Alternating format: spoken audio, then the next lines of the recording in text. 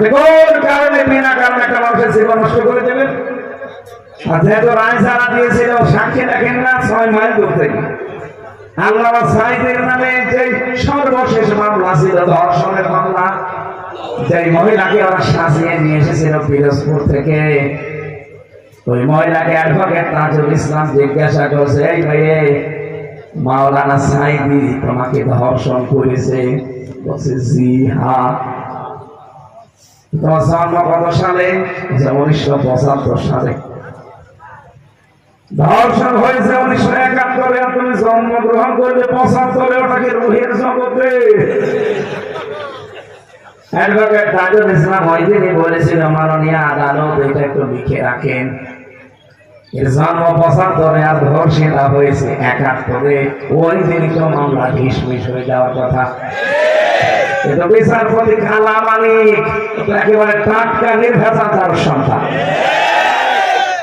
ওরাঙ্গার শয়তানের বাচ্চা বলছে, আমরা সাইদিকে ফাঁসি দিতে পারলাম না, এটা আমার জীবনের সবচেয়ে বড় দুঃখ। আল্লাহ প্রতিশোধ নিয়েছে, দেখেন না কলা পাতা শুয়েছিল, গলায় গামছা দিয়ে টানতে টানতে চোরের মতো নিয়ে এসেছি। আবার একটা বিছিয়ে পড়িয়েছি, একটা বিছিয়ে নেই সংসার করা কাজ। সেদিন গাজীপুরে গিয়েছিলাম, কারারক্ষী এসে বলছে, হুজুর আপনি যে কন্টেম ছেলে ছিলেন, ওই কালা মালিক ওই শয়তান করে আমরা ওর পাশের ছেলে রেখে দিচ্ছি, ওর একটা বিসি বিসি দরকার, বিসি দিয়ে কি করবো? বহু মানুষের বিসি নষ্ট করেছে জীবনে, এই জন্য আল্লাহ ওর বিসি উড়িয়ে দিয়েছে। কথা বলছে না? এখানে দুনিয়াতে হিসাব নিকাশ করে কিছু করবে, খালি মিথ্যা কথা ছড়াতে নাই বিচার আমরা কায়েম করছি। কিসের নাই বিচার? এই 15.5 বছরে পৃথিবীর ইতিহাস পাল্টিয়ে ফেলেছে, সবচেয়ে বেশি অবিচার হয়েছে।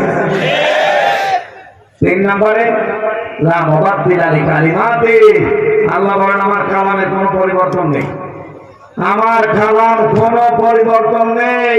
আল্লাহ যেটা রায় দেবে ওইটাই ফাইনাল। দুনিয়া উল্টিয়ে যেতে পারে, আল্লাহর রায় বদল হবে।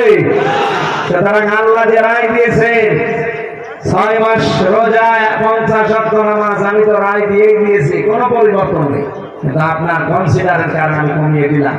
আপনার উম্মতদেরকে বলবেন যদি 1 মাস রোজা রাখে, আমি 6 মাস রোজা রাখার সওয়াব দিব। যদি 5 ওয়াক্ত নামাজ পড়ে 50 ওয়াক্ত নামাজ প্রতিদিন পড়ার সওয়াব দিব। এই জন্য রোজার বিধানটা খুব গুরুত্বপূর্ণ। ঈমানদারকে ডাক দিয়ে আল্লাহ জানিয়েছেন, ইয়া আইয়ুহাল্লাযীনা আমানু কুতিবা আলাইকুমুস সিয়াম, ঈমানদারেরা রোজা কিন্তু আমি এমনিতেই লিখে দিয়েছি। আল্লাহ যদি ফারাজন শব্দ দিতেন তাও তো অর্থ হয়ে যেত, কুতিবা দিয়েছেন। আজকের এই জমিটা যদি আমি এখন গ্রাম সাহেবকে বলি যে ভাই এটা দিয়ে দিলাম, জান কোনো দাম আছে না, আমি যদি বলি সই স্বাক্ষর করে দলিল করে স্ট্যাম্প করে এই যে নেন, এই জমির দাম নেই। আল্লাহ ফারাজন না দিয়ে প্রতিভা দিয়ে জানাতে চেয়েছে রমজানের রোজা একটা খেলাধুলা না, এটাকে আমি লিখিত বিধান একেবারে সই স্বাক্ষর করে স্ট্যাম্প করে দলিল করে দিয়ে দিয়েছি।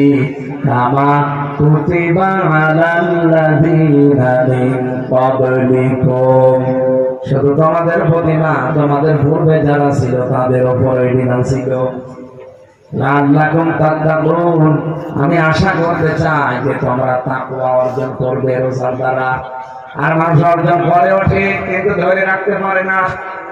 রোজা রাখা অবস্থায় ঘুষ খায় না, রোজা রাখা অবস্থায় সেনা করে না, কিন্তু রোজার এই শিক্ষাটা বাকি 11 মাস কাটাবে সেটা পারে না। কথা বলে না কেন? আমরা চাই রমজানে এমন কিছু শিক্ষা আমরা নিতে চাই তাকওয়ার, এটা শুধু রমজানই শেষ না, বাকি 11 মাস যেন ওর উপরে টিকে থাকতে পারি।